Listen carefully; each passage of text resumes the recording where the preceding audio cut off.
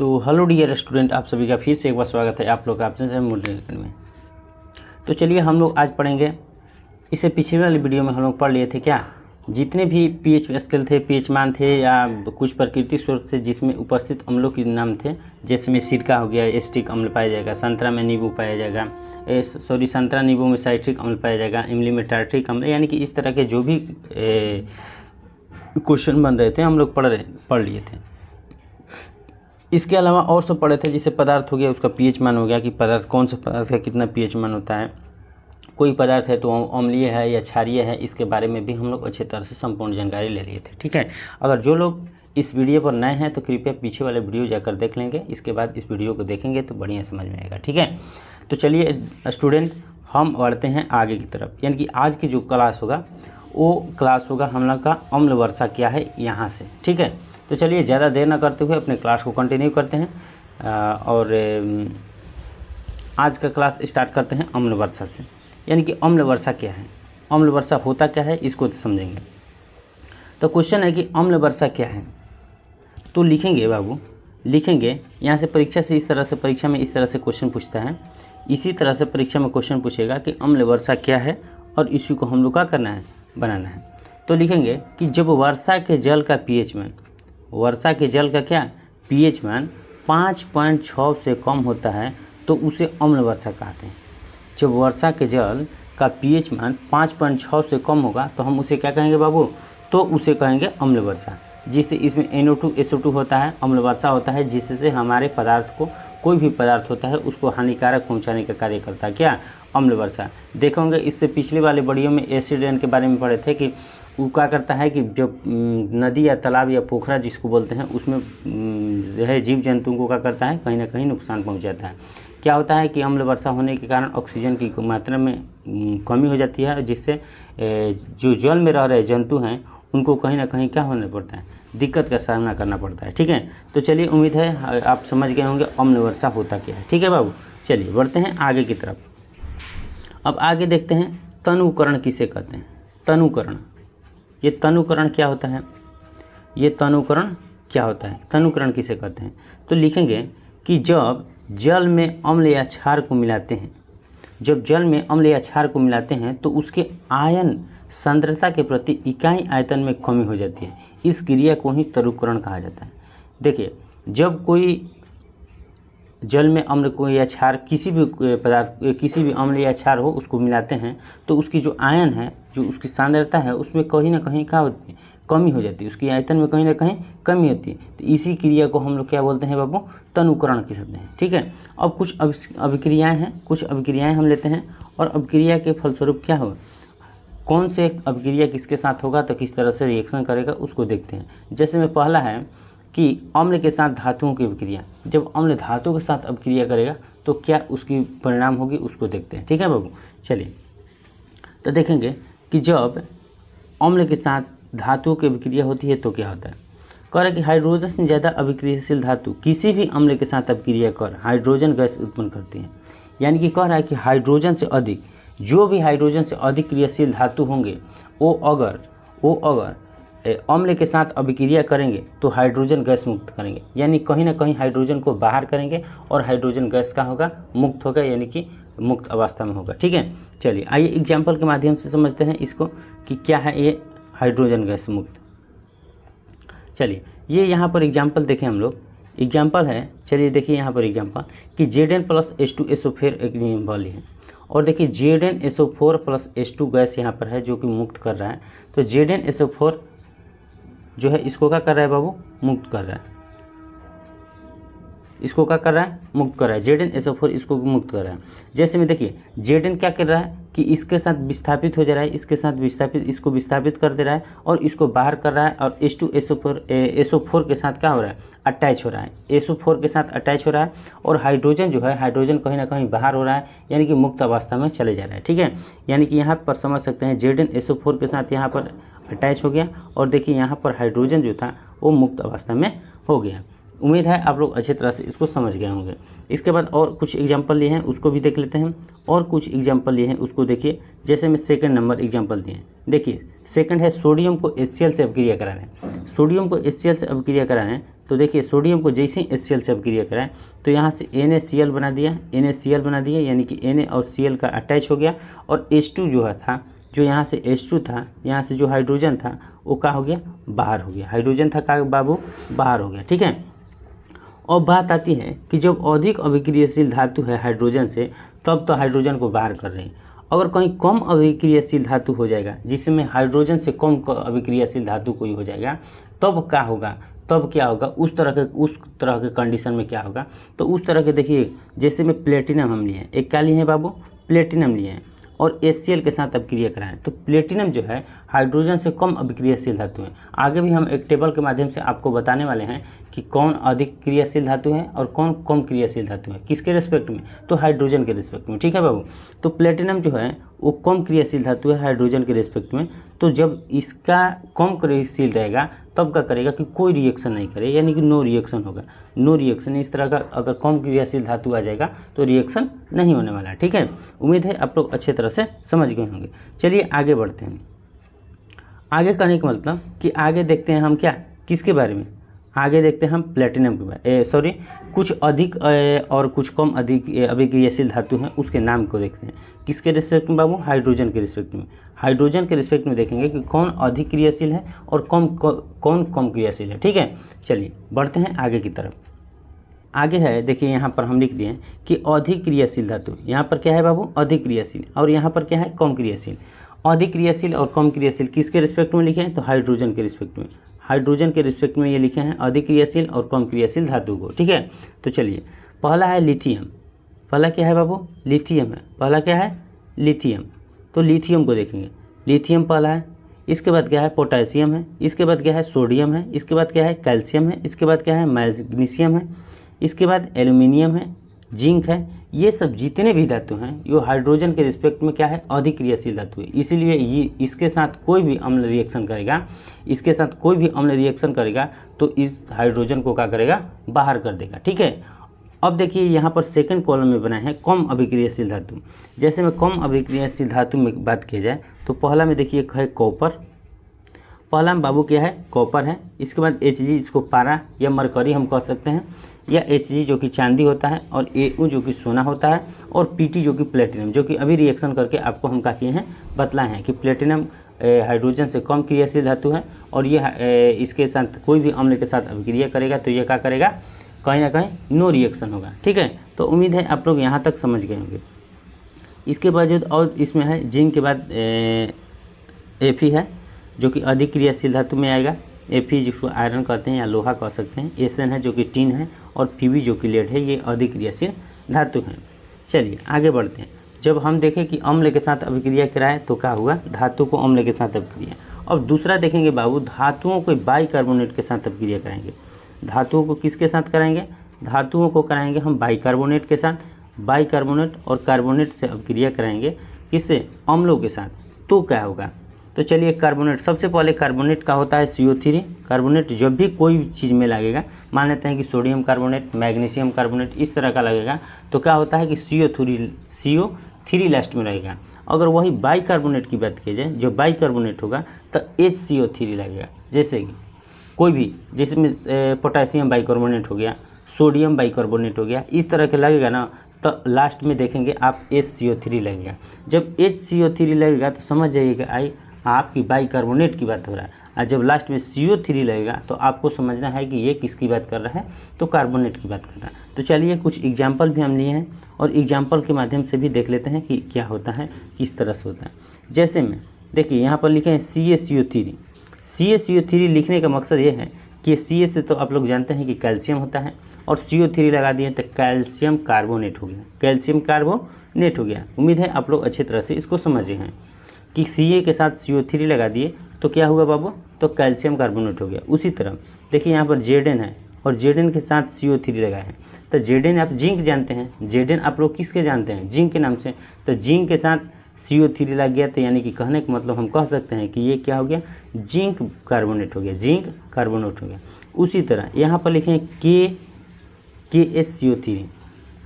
तो KHCO3 लिखने का मकसद है कि K होता है पोटेशियम का और HCO3 किसका होता है बाबू, बाइकार्बोनेट का। तो हम कह सकते हैं कि पोटेशियम बाइकार्बोनेट इसका होगा, पोटेशियम बाइकार्बोनेट होगा। उसी तरह यहाँ लिखे हैं, देखिए NaHCO3 यानी कि Na किसका होता है, सोडियम का, HCO3 बाइकार्बोनेट हो। तो हम कह सकते हैं कि ये क्या है बाबू, सोडियम बाइकार्बोनेट है। उम्मीद है आप लोग यहाँ तक आप अच्छे तरह से समझ गए होंगे। अब हम देखेंगे अगले को, इसी के अब जो धातु अभिक्रिया कराएं तो अब देखेंगे कि किस तरह से इसमें हाइड्रोजन गैस विमुक्त हो रहा है कि नहीं हो रहा है। तो कहेगा कि ये धातु, यदि धातुओं को कार्बोनेट या बाइकार्बोनेट के साथ, धातुओं को कार्बोनेट या बाइकार्बोनेट से अम्लों का अभिक्रिया होता है तो लवण बनता है और जल, लवण और जल का निर्माण होता है और साथ ही CO2 गैस का करता है, मुक्त होता है।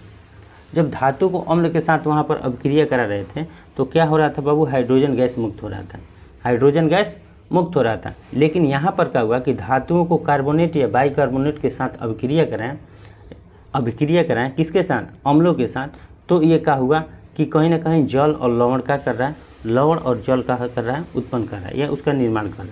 और CO2 जो गैस है मुक्त अवस्था में यानी कि बाहर हो रहा है। ठीक है, तो चलिए आइए देखते हैं इसका एग्जाम्पल।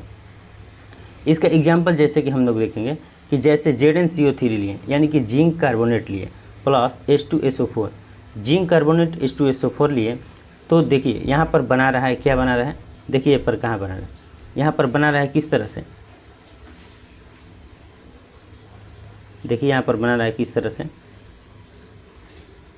चलिए आगे देखते हैं कि जिंक यहाँ पर CO3 है, H2SO4 है, ये कि देखिए ये इसके साथ ZnSO4 के साथ रिएक्शन कर रहा है, ZnSO4 के साथ रिएक्शन कर रहा है तो ZnSO4 बना दिया।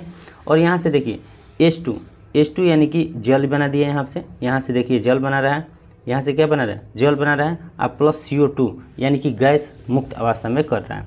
तो हम उम्मीद है कि आप लोग अच्छे तरह से इसको भी समझ गए होंगे कि किस तरह से इसका हो रहा है, रिएक्शन हो रहा है कि ZnCO3 को H2SO4 से रिएक्शन कराया तो ZnSO4 बनाया और यहाँ से H2 गैस को रिलीज किया यानी कि जल बनाया और यहाँ से क्या बना दिया बाबू, CO2 बाहर कर दिया।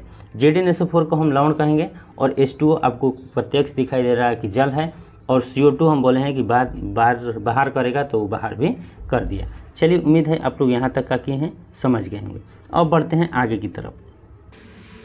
चलिए और एग्जाम्पल कुछ लेकर देख रहे हैं, और एग्जाम्पल एक दो ले रहे हैं। जैसे में ले लिए हम calcium carbonate CaCO3 plus HCl के साथ इसका अभिक्रिया कराएं तो देखिए CaCl2, Ca यहाँ से ले लिया Ca और यहाँ से ले लिया Cl, यहाँ पर संतुलित अभिक्रिया रहेगा तो 2HCl होगा तो CaCl2 यहाँ पर बना दिया और यहाँ से H2O गैस का कर दिया, बाहर कर दिया, H2O बाहर कर दिया जो कि जल होता है। H2O का होता है बाबू, जल होता है। देखिए यहाँ पर CO2 गैस को बाहर कर दिया यानी कि रिलीज कर दिया, यहाँ पर बाहर कर दिया CO2 गैस को। तो उम्मीद है आप लोग अच्छी तरह से इसको भी समझ गए। इसको बोलते हैं कैल्शियम कार्बोनेट। ये कैल्शियम क्लोराइड जब बनाया जो कि लवण के रूप में हम लोग इसको जानते हैं और यहाँ पर जल बना दिया और यहाँ पर CO2 को रिलीज कर दिया। फिर एक बार विस्तार से आपको समझाने का प्रयास कर रहे हैं ताकि आप लोग कोई भी चीज़ों को अच्छी तरह समझ लें। देखिए यहाँ से लिए हम कैल्शियम कार्बोनेट और यहाँ से लिए HCl, ये दोनों मिलकर Ca प्लस Cl मिलकर CaCl2 बनाया, यहाँ पर CaCl2 बना दिया। उम्मीद है आप लोग अच्छे तरह से इसको समझ, जो कि हम लोग जानते हैं इसके लवण के रूप में जानते हैं CaCl2 को। और देखिए यहाँ से प्लस में बना दिया H2O का मतलब कि जल बना दिया और यहाँ पर CO2 रिलीज कर दिया यानी कि मुक्त कर दिया। तो ये हम अभिक्रिया में पढ़ रहे थे कि जब भी कोई अम्ल धातुओं के साथ कैल्शियम कार्बोनेट और बाइकार्बोनेट के रिस्पेक्ट में करेगा तो वो क्या करेगा बाबू कि पहला तो जल बनाएगा, इसके बाद लवण बनाएगा और CO2 को बाहर करेगा। तो देखिए यहाँ से लवण बना रहा है, यहाँ से जल बना रहा है और यहाँ से CO2 को बाहर कर रहा है। चलिए और एग्जाम्पल को देख लेते हैं। जैसे में है NaHCO3 और HCl है तो हम बताए हैं कि जब भी कोई भी अभिक्रिया है, कोई भी आप लिखेंगे रिएक्शन तो उसमें HCO3 जैसे ही लगेगा तो आपको समझ देना है कि बाइकार्बोनेट की चर्चा हो रहा है। जैसे सोडियम के साथ सोडियम बाइकार्बोनेट हो गया प्लस HCl है, अम्ल के साथ अभिक्रिया कराए तो NaCl बनाया, NaCl plus H2O plus CO2 यानी कि NaCl सोडियम क्लोराइड होता है जो कि नमक के बारे में आप लोग जानते हैं, तो सोडियम क्लोराइड हो गया। ठीक है, प्लस में जल बना दिया और CO2 गैस मुक्त कर दिया। चलिए, उम्मीद है यहाँ तक आप लोग अच्छे तरह से समझ गए होंगे। और बढ़ते हैं आगे की तरफ, यानी कि तीसरा को देखेंगे। तीसरा कहता है कि जब अम्ल भस्म की अभिक्रिया होगा तब क्या होगा। जब अम्ल और भस्म की अभिक्रिया होगा तब क्या होगा। तो देखिए तीसरा को देखते हैं कि अम्ल भस्म की अभिक्रिया होगा तो क्या होगा। यदि अम्ल के साथ किसी क्षार या भस्म उसको कहते हैं कि अभिक्रिया होती है तो लवण और जल का क्या होता है, निर्माण होता है।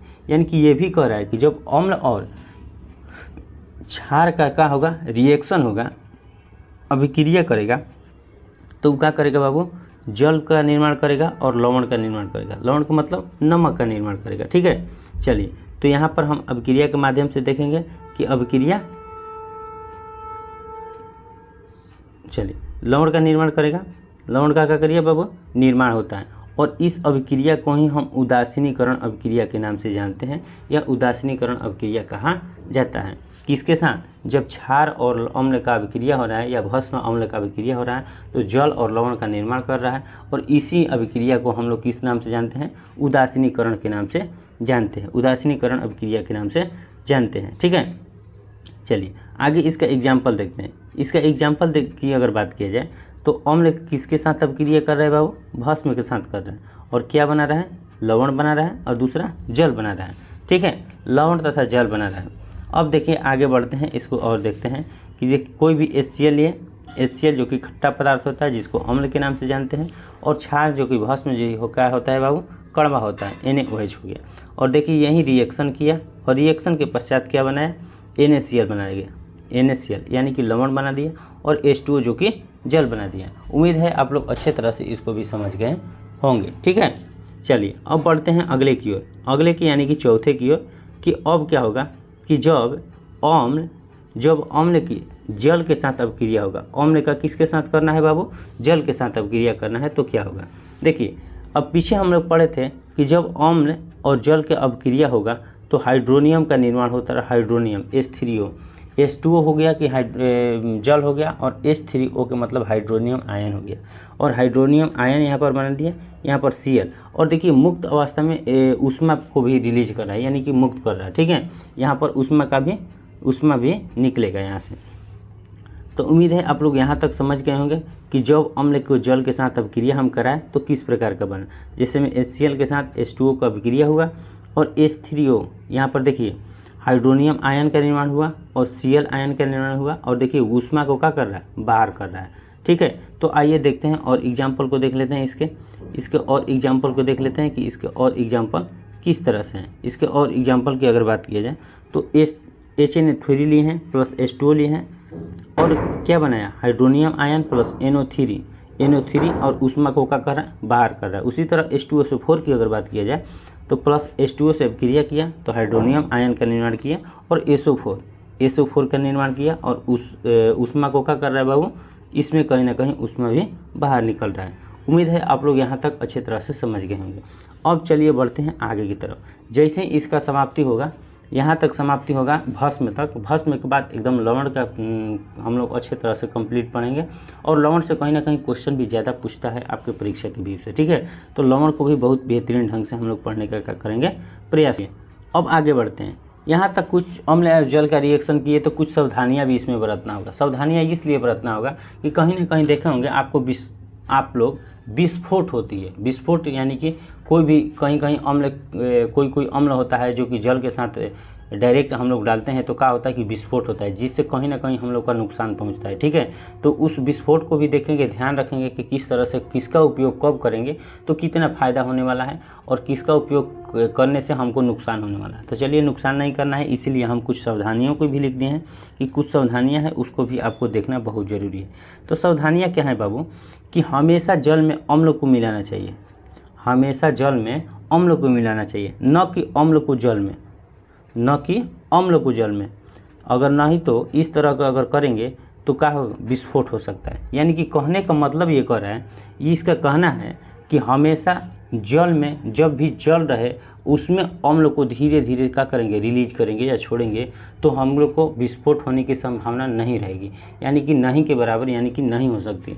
और वहीं क्या करेंगे कि ऑलरेडी पहले से अम्ल है और उसमें क्या करेंगे, हम जल डालेंगे तो कहीं ना कहीं विस्फोट होगा और जिससे हम लोग को क्या हो रहा है, नुकसान होगा। वहीं ज़्यादा मात्रा में अगर अम्ल जल में डाल देंगे तो ज़्यादा धमाका होगा, ज़्यादा विस्फोट होगा और कहीं ना कहीं हमारे स्किन और इस तरह का कोई अटैक जिसको कहते हैं एसिड अटैक, उस तरह का यही होता है कि अम्ल के जल में डायरेक्ट वो एसिड को डाला जाता है तो उसमें विस्फोट हो जाता है। ठीक है, तो देखिए यहाँ पर बीकर के माध्यम से समझाए हैं। एक बीकर लिए हैं जल का और दूसरा बीकर लिए हैं अम्ल का। एक में जल भरा हुआ है और एक में अम्ल भरा हुआ है। देखिए जिसमें जल भरा हुआ है इसमें क्या कर रहे हैं हम लोग बाबू, कि इसमें डाल रहे हैं अम्ल को, इसमें डाल रहे हैं अम्ल को, और अम्ल को जैसे ही डाल रहे हैं तो देखिए यहाँ पर विस्फोट नहीं हो रहा है, विस्फोट नहीं हो रहा है। अब वहीं क्या हुआ कि अम्ल को क्या कर रहे हैं, अम्ल में जल को डाल रहे हैं तो विस्फोट हो रहे हैं, यानी कि कहीं ना कहीं ये प्रोसेस हमारा सही है और ये हमारा प्रोसेस जो है क्या है बाबू, गलत है। उम्मीद है आप लोग अच्छे तरह से इसको भी समझ गए होंगे। अब क्वेश्चन यहाँ से बनता है एक कि तांबा या पीतल में आप लोग देखे होंगे कि तांबा और पीतल हम लोग रखते हैं तो उसमें कहीं ना कहीं अम्ल के साथ रिएक्शन होता है और कहीं ना कहीं देखे होंगे आपके हरियर हरियर टाइप का उसमें दिखाई देता है। पीतल में देखे होंगे कि नहीं देखे, देखे होंगे आप कि हरा हरा सा लग जाता है पीतल के बर्तन में। और इसीलिए हम लोग देखे होंगे कि जब भी दूध दही हम लोग क्या करते हैं, दही का निर्माण होता है तो हम लोग पीतल में नहीं करते हैं, कहीं ना कहीं कि तो मिट्टी का बर्तन में करेंगे जिसको घड़ा बोलते हैं, या नहीं तो क्या करेंगे स्टील या जस्ता के बर्तन में हम लोग करते हैं। अभी कभी नहीं देखोगे आपके पीतल के बर्तन में दही कोई दही का निर्माण कर रहा है, दही बना रहा है। ठीक है, तो चलिए यही क्वेश्चन कर रहा है कि तांबा या पीतल के बर्तन में, तांबा या पीतल के क्या कर रहे हैं बाबू, बर्तन में दही जैसे खट्टे पदार्थ को नहीं रखना चाहिए। क्यों, इसका परिभाषा या इसका क्या करना है, क्यों नहीं रखना चाहिए इसको देखेंगे हम लोग। इसलिए नहीं रखना चाहिए कि दही या जो खट्टा पदार्थ होता है, दही या खट्टे पदार्थ में अम्ल पाया जाता है। क्या पाया जाता है बाबू, अम्ल पाया जाता है, जो बर्तन से अपक्रिया करके लवण और हाइड्रोजन गैस का निर्माण कर देगा, लवण बना देगा और हाइड्रोजन गैस का निर्माण कर लेता है, जो कि विषैले होते हैं, जो कि क्या होता है, विषैला होता है या हानिकारक उसको कह सकते हैं। ठीक है, या जहरीला हम कह सकते हैं, जिससे यह सब खाने के लायक नहीं होता है, नहीं होता है। इसलिए हम तांबा या पीतल के बर्तन में दही एवं खट्टे पदार्थ को नहीं रखना चाहिए, हम लोग को नहीं रखना चाहिए। उम्मीद है आप लोग अच्छी तरह से यहाँ तक बढ़िया से बेहतरीन ढंग से समझ गए होंगे। हम आपको बहुत ही बेहतरीन ढंग से समझाने का प्रयास किए होंगे। ठीक है, चलिए उम्मीद है वीडियो आप लोग को बहुत अच्छा लगा होगा। वीडियो को लाइक शेयर करते रहिएगा। ठीक है, मिलते हैं अब अगले वीडियो में, यानी कि अगले क्लास जब होगी तब हम उसमें चर्चा करेंगे संपूर्ण रूप से लवण के बारे में। जब भी लवण की क्लास होगी तो लवण में बेहतरीन ढंग से लवण को देखेंगे और लवण से बहुत ही क्वेश्चन ज़्यादा बनने वाला है परीक्षा के व्यू से, तो वो बहुत ही इंपॉर्टेंट हो जाता है हम लोग के लिए। ठीक है, ये आप लोग के लिए। तो चलिए हम बढ़ते हैं आगे की तरफ बाबू, और अगले क्लास में हम देखेंगे लवण को। तब तक लिए ये इस क्लास को यहीं तक हम करते हैं समाप्त। ठीक है, चलिए तो मिलते हैं अगले क्लास में अगले वीडियो के साथ। तब तक के लिए जय हिंद।